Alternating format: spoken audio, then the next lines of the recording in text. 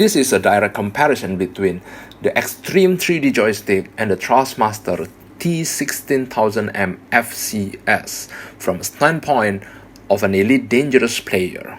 The 3D Extreme is a dinosaur on joystick.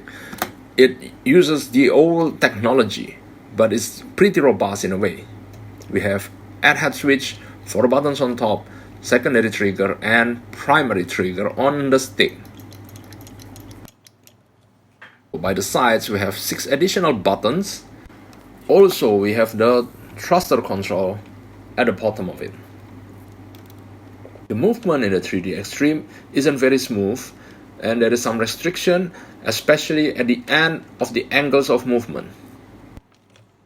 The T16000 have primary button, 8 head switch and 3 buttons on top of it, which is kind of lacking for such a game like Elite Dangerous that we need a lot of buttons. At the side we have 12 buttons placed on the left and the right. It is friendly for the right-handed and left-handed player. At the bottom we have the throttle control, which slides pretty nicely.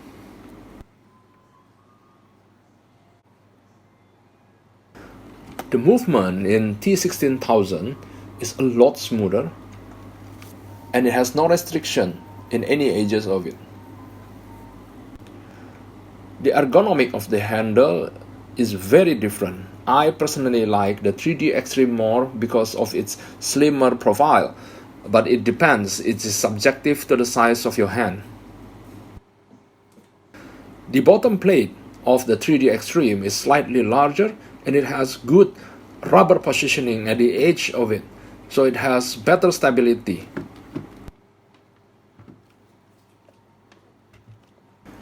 Even though the 3D Extreme is slightly lighter than the Thrustmaster. But that's not really the problem, because the Thrustmaster doesn't need that much force to actually move the joystick.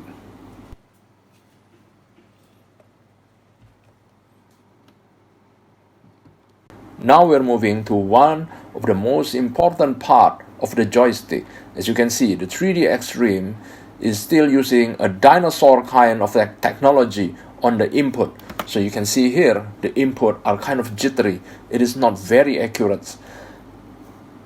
But also you have to consider that the 3D Extreme price around a third of the Thrustmaster. To improve your accuracy, you can try using the joystick curve. You can download it for free in the internet. Also in game, I will need to use dead zone because the stick does not stay right in the middle. It sometimes drifts to the sides. And for the T16000, the input is so much more accurate, is so much smoother. So it depends on you. You can still use the joystick curve, but you can just go raw input into the game. And you don't really need to have dead zone in the game because it plays right in the center.